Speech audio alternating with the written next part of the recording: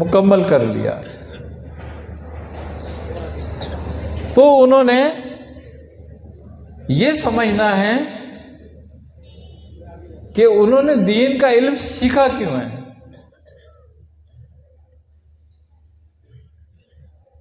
دین کے علم سیکھنے کا مقصد کیا ہے؟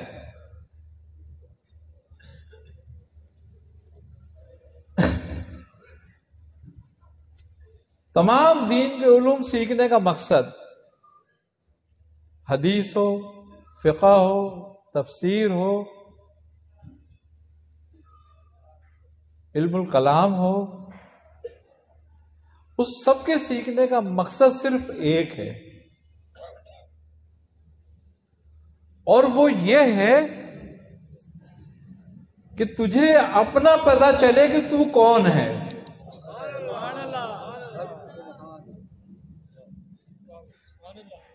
تیرا علم اگر تجھے اپنی شناخت نہیں کرا سکتا تو پھر کسی کی بھی نہیں کرا سکتا.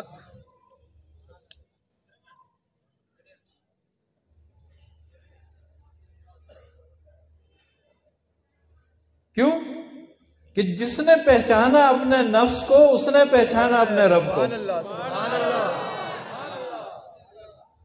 اور جو اپنے آپ ہی کی پہچان نہیں کر سکا اور وہ دوسروں کو پہچانتا رہا کہ یہ کون ہے، یہ فاسق ہے، یہ فاجر ہے، یہ گناہگار ہے، یہ عاصی ہے، لیکن خود کو نہ پہچان سکا کہ میں کون ہوں، تو پھر وہ رب کی معرفت کو نہیں سمجھ سکتا، کبھی نہیں پہچانے گا رب کی معرفت کو. تو سب سے پہلی بات یہ ہے کہ علم وہ نافع ہے کہ جو تجھے تیرے نفس کی اور تیری اپنی پہچان کرا دے. جب تو نے اپنی پہچان کر لی تو پھر ساری کائنات کو جان گیا اور اپنے دنیا میں پیدا ہونے کا مقصد بھی جان گیا کہ میرا دنیا میں آنے کا اور پیدا ہونے کا مقصد کیا تھا. کیوں؟ یہ کب ہو سکتا ہے کہ بندے کو اس کا علم اس کی پہچان کرائے.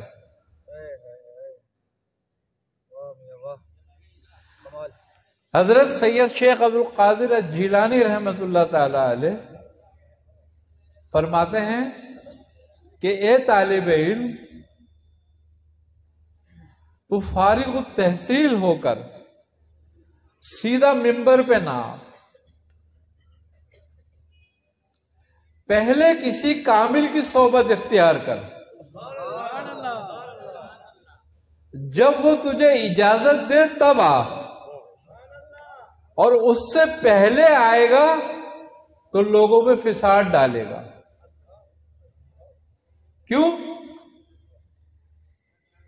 کہ تجھے اپنے نفس کی معرفت نہیں ہوگی، اور تیرا نفس اللہ کے لیے نہیں اپنی خواہش کے لیے بولے گا.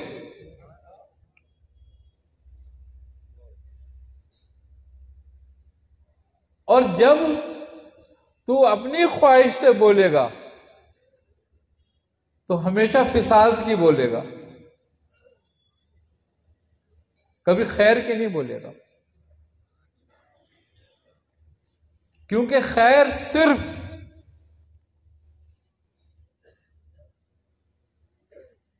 رب تعالی اور سرکار عالم صلی اللہ علیہ وسلم کی اطاعت میں ہے، اپنی خواہش یا اپنی تعویل میں نہیں. تو علم سیکھنے کا مقصد بیسیکلی یہ ہے کہ ہم اپنی شناخت کریں اور ہمیں اپنی شناخت مل جائے، نہ کہ لوگوں پہ بیجا تنقید، بیجا تذلیل، اپنے آپ کو قابل احترام اور دوسروں کو کمتر یا گرا ہوا سمجھنا. اگر علم میں خیر نہیں ہوتی، علم میں اگر خیر نہیں ہوتی ہے تو اس کی وجہ صرف وہ علم ہے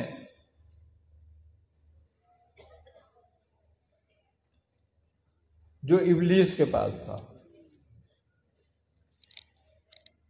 ابلیس کے پاس بھی بڑا کمال علم تھا،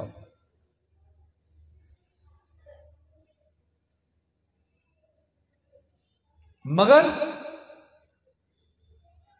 وہ معرفت الہی کو نہیں پہچانا. اور کیوں نہیں پہچانا؟ اس کی وجہ یہ تھی کہ اس کی ساری عبادت وہ اپنے نفس کے لیے تھی، اپنی ذات کے لیے تھی، اپنے مراتب کے لیے تھی، اللہ کے لیے نہیں تھی. تو ہر وہ چیز جو اپنی بہتری، برتری اور اپنی عزت اور شہرت کے لیے ہوگی، وہ فساد سے خالی نہیں ہوگی. تو جتنا علم ہے، ہم جتنا علم سیکھتے ہیں، وہ صرف اور صرف اس علم کا مقصد یہ ہے کہ وہ ہمیں ہماری شناخت کرائے، تاکہ ہمیں ہمارے رب کی شناخت ہو. کسی نے حضرت شیخ عبد القادر جیلانی رحمۃ اللہ علیہ سے پوچھا کہ حضور، ولی کی شناخت کیا ہے؟ ولی کی پہچان کیسے کریں؟ آپ نے فرمایا کہ وہ اللہ کا ولی ہے جو خلق کو بے عیب دیکھے.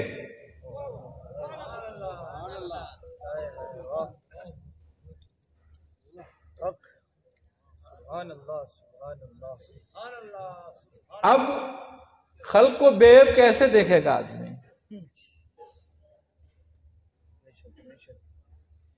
علم تو خلق کے عیب بتاتا ہے، خلق کو بے عیب کب دیکھنے دیتا ہے؟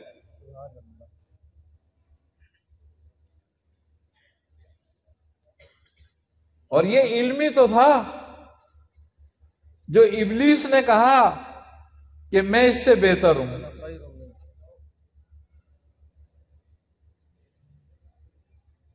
کیا بتایا تھا علم نے اس کو؟ یہی کہ تو بہتر ہے. تو اس نے نقص نکالا تھا نا آدم میں. انہیں آدم کو بے عیب نہیں دیکھا تھا.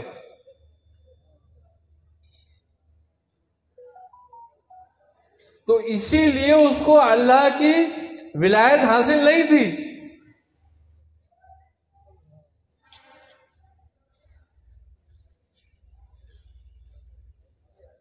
اس کو صرف اپنی خواہش کی ولایت حاصل تھی.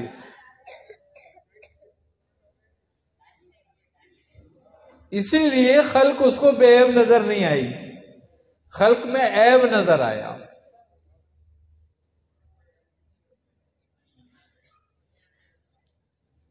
مومن کا آئینہ ہے. جب وہ دیکھتا ہے اور کوئی عیب اس کو نظر آتا ہے تو گویا وہ عیب اس کی اپنی ذات کا ہے.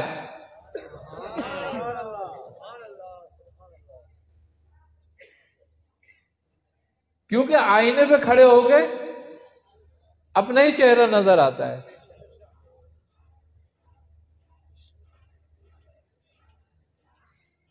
اسی لیے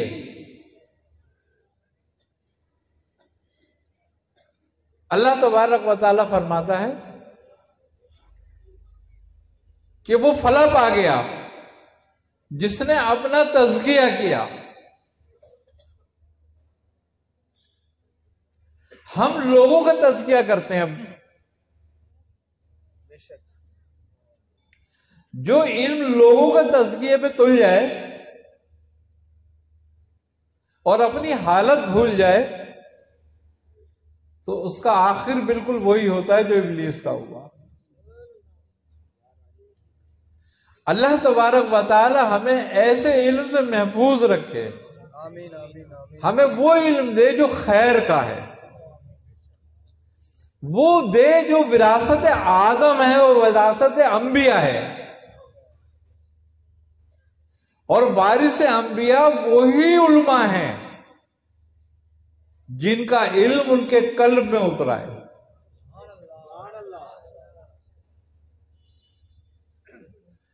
تو ایسے ہی لوگوں سے علم حاصل کرو کہ علم جن کے قلب میں اترا ہوا ہو، تاکہ تمہارے قلب میں بھی اتر جائے۔